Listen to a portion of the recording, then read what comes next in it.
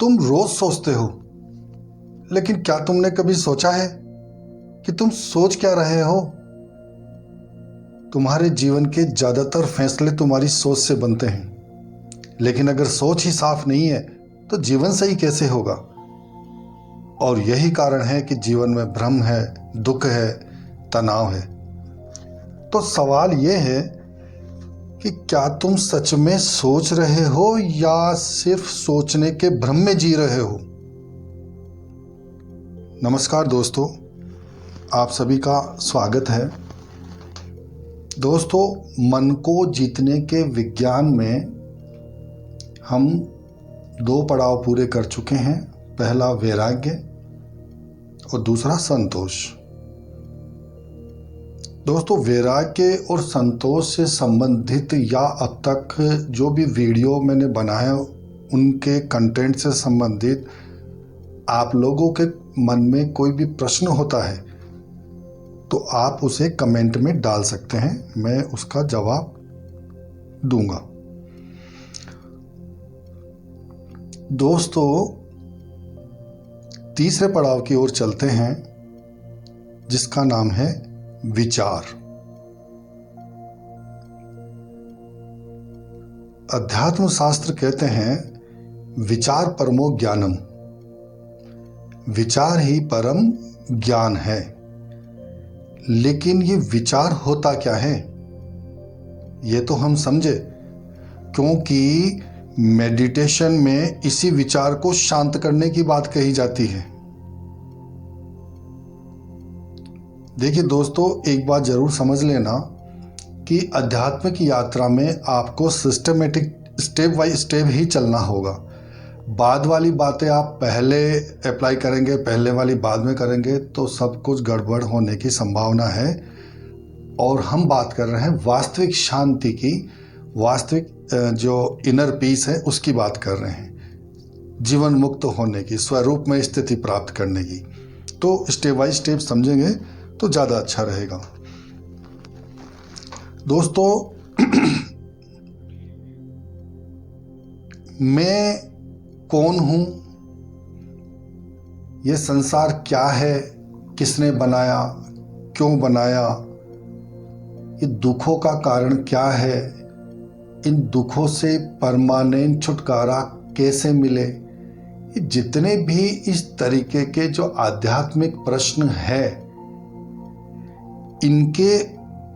इनके जवाब जानने के लिए हमारा मन जो मनन करता है, बुद्धि जो रिसर्च करती है, चित्त जो चिंतन करता है, इस प्रोसेस को ही विचार कहते हैं दोस्तों। और दोस्तों, जैसे अंधेरे में प्रकाश काम करता है, अंधेरे में रखी हुई चीजों को हम प्रकाश के द्वारा देख सकते हैं, उसी तरह हमारी जिंदगी में जो हमारे कर्तव्य हैं,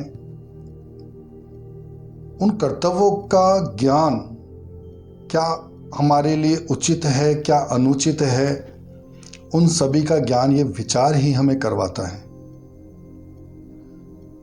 जो व्यक्ति नित्य निरंतर ये विचार करता है उसको हम विचारशील व्यक्ति कह सकते हैं। दोस्तों, विचारशील व्यक्ति की कुछ गुणों के बारे में सत्शास्त्रों में बताया गया है। दोस्तों, विचारशील व्यक्ति के जीवन में कितनी भी संकट की घड़ी आ जावे, वो विचार का त्याग नहीं करता है। देखो, यहां एक चीज और समझ लो, विचार कब तक करना है?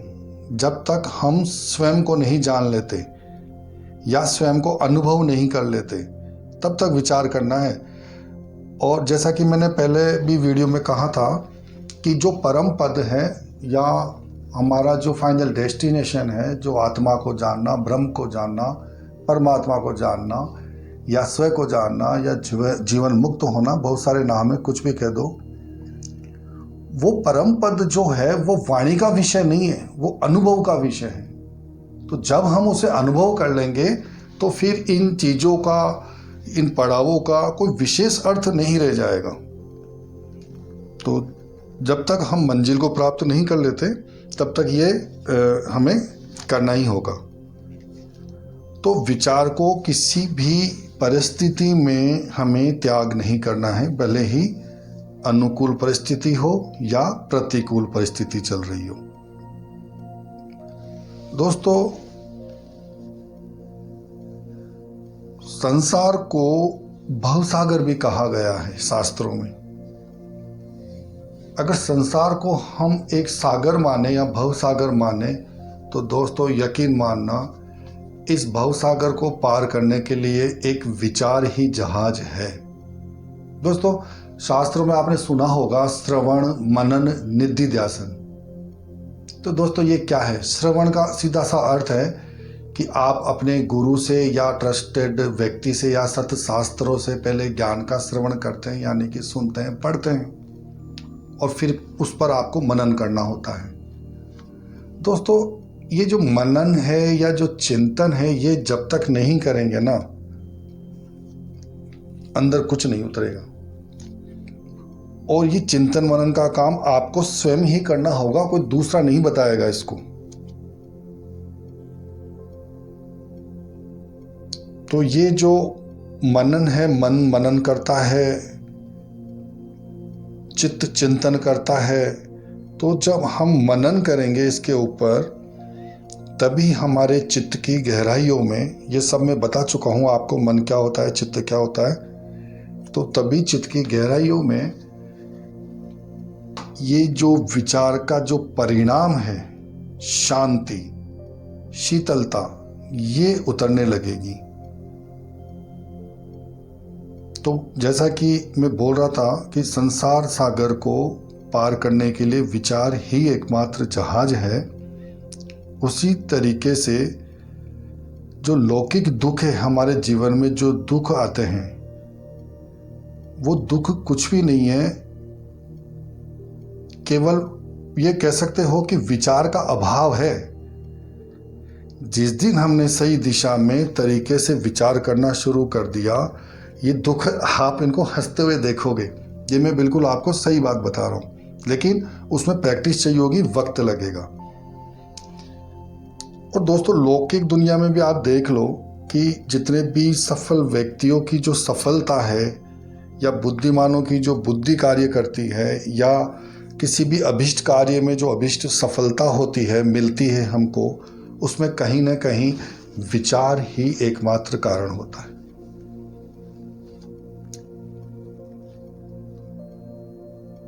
और भी कारण होते हैं, लेकिन अगर उसमें विचार को हटा दिया जाए तो सफलता संदिग्ध हो जाएगी।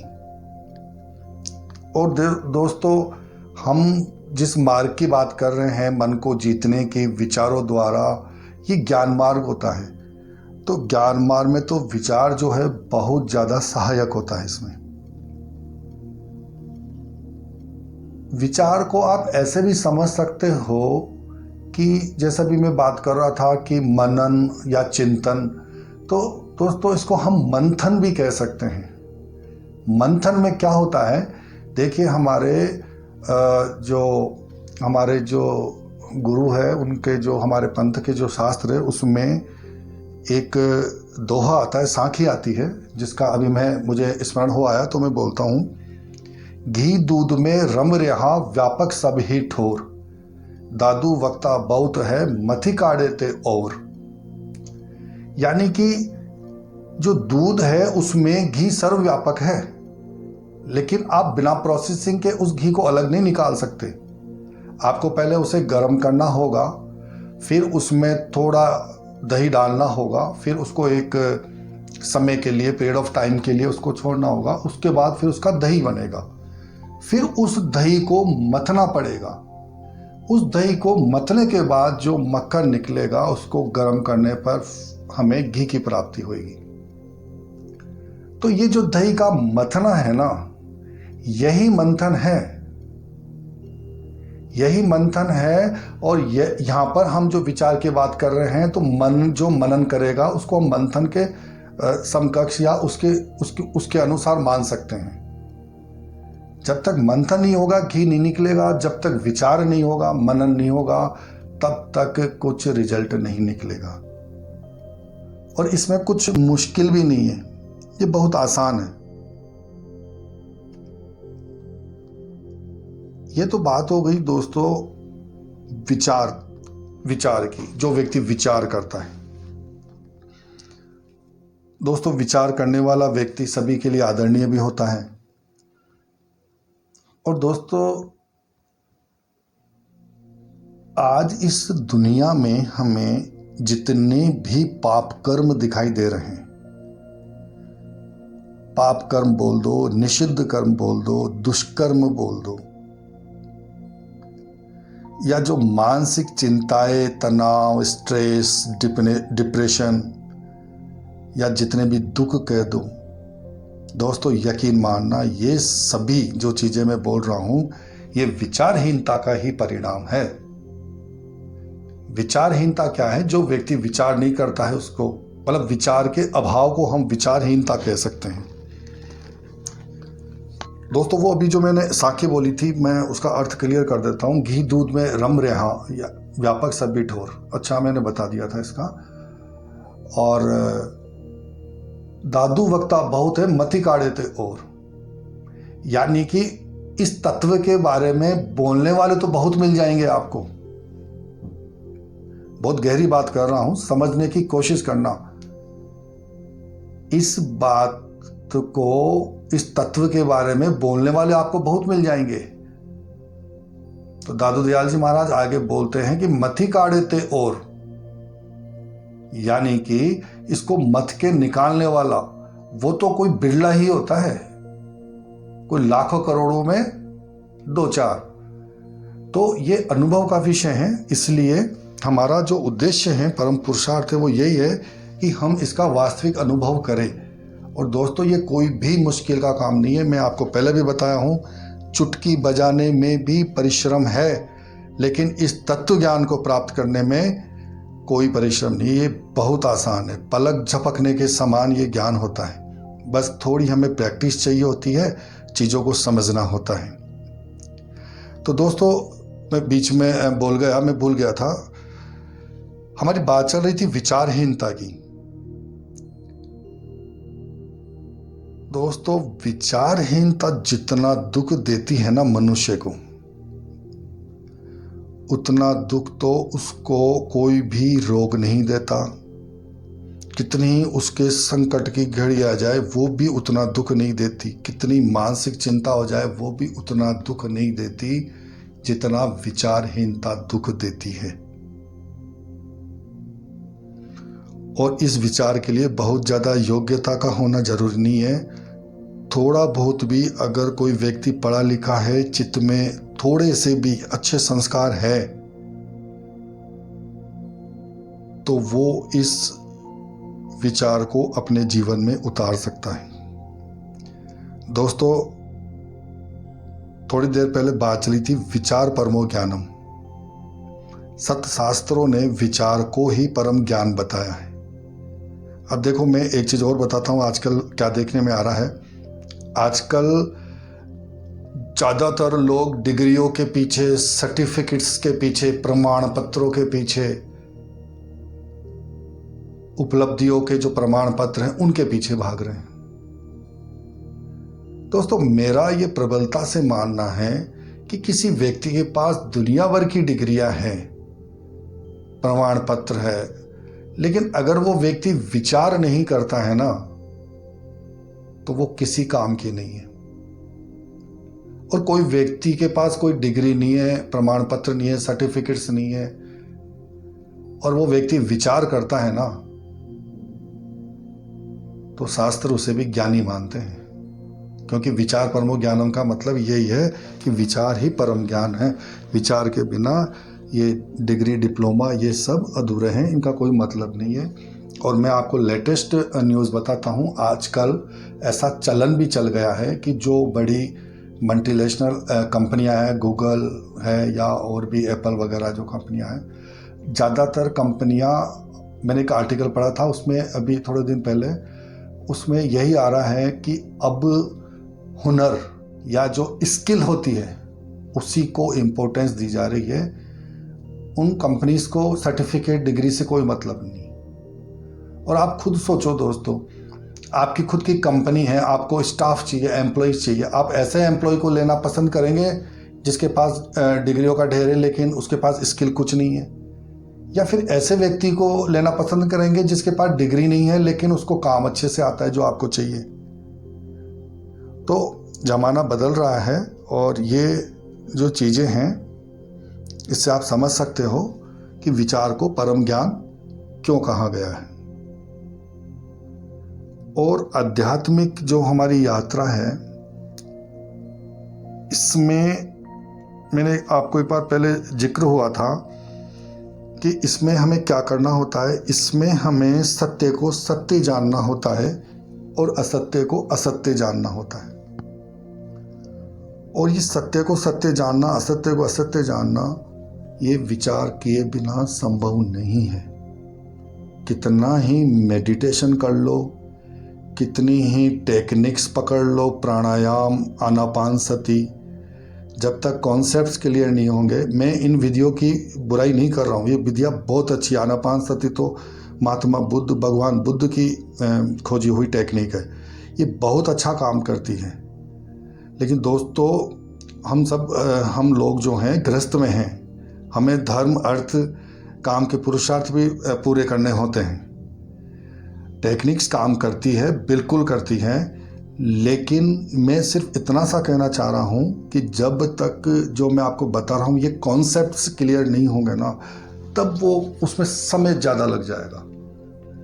और अगर आपने कॉन्सेप्ट समझ लिए तो मैं आपको यकीन दिलाता हूँ कि चलते फिरते, उड़ते बैठते, खाते पीते, लेते देते, जो भी दैनिक कार्य वो करते हुए आप प्रेजेंट में रहोगे, अवेयर रहोगे आप, जिसको हम माइंडफुलनेस बोलते हैं। ये अपने आप आएगी, ये लाने से नहीं आएगी, बस आप साथ चलते रहो। और मैं एक चीज़ और कहना चाह रहा हूँ कि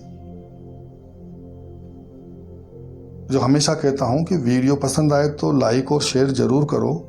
देखो दोस्तों, इससे क्या होता है कि हम जो चीज़ दुनिया को देते हैं वही मल्टीपल होकर हमारे पास लौटती है। ये प्रकृति का सिद्धांत होता है। आप किसी को विश करते हो, वो आपसे ज़्यादा झुक के विश करता है। आप किसी को एक गाली देते हो, वो आपको बदले में 10 गाली देता है। ये प्रकृति का नियम है। आप दान करते हो तो प्रकृति आपको किसी और रूप में देती है, लेकिन शर्त यही है कि वो दान इस उद्देश्य से न दिया जाए कि मुझे मिलेगा, नहीं तो अर्थ का अनर्थ हो जाएगा।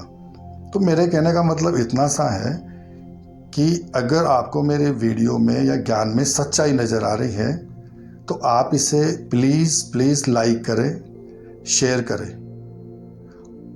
और मुझे भी ऐसे नए नए सच आपके सामने लाने के लिए मोटिवेशन चाहिए होता है। तो आप लोगों से ये भी मेरी रिक्वेस्ट है कि चैनल को प्लीज़ सब्सक्राइब करें।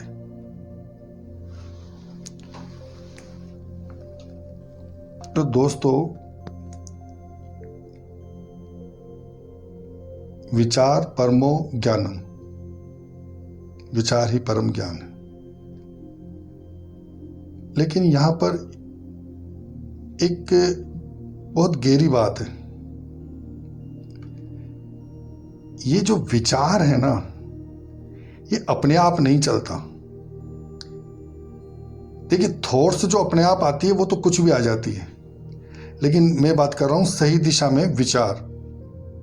ये अपने आप नहीं चलता, उसे भी एक ऊर्जा चाहिए होती है, एक सही दिशा चाहिए होती है। और अगर सही विचार को सही फ्यूल ना मिले, मतलब ईंधन ना मिले, तो वो विचार धीरे धीरे खत्म भी हो सकता है। इसको आप ऐसे समझिए जैसे कोई व्हीकल है आपके पास, आप उसको यूज में ही नहीं ले रहे हो, खड़ा कर दिया आपने। अब 15-20 दिन बाद या 1 महीने बाद जब आप उसको स्टार्ट करते हो तो वो आसानी से स्टार्ट नहीं होता है आपका व्हीकल। तो यही मैं कहना चाह रहा हूं कि अगर इस विचार को सही फ्यूल या ईंधन नहीं मिले तो वो विचार धीरे धीरे खत्म भी हो सकता है।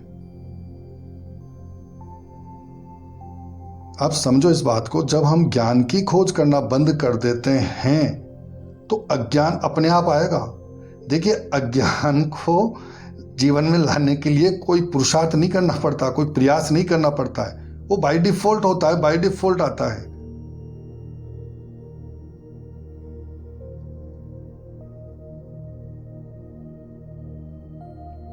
लेकिन ज्ञान के लिए, ज्ञान प्राप्ति के लिए प्रयास करना पड़ता है। तो वो ईंधन क्या है, फ्यूल क्या है, जिससे कि ये विचार कभी नष्ट ना हो, सही दिशा में चलता रहे, उसी के बारे में हम समझेंगे अगले वीडियो में। तब तक के लिए नमस्कार, धन्यवाद दोस्तों।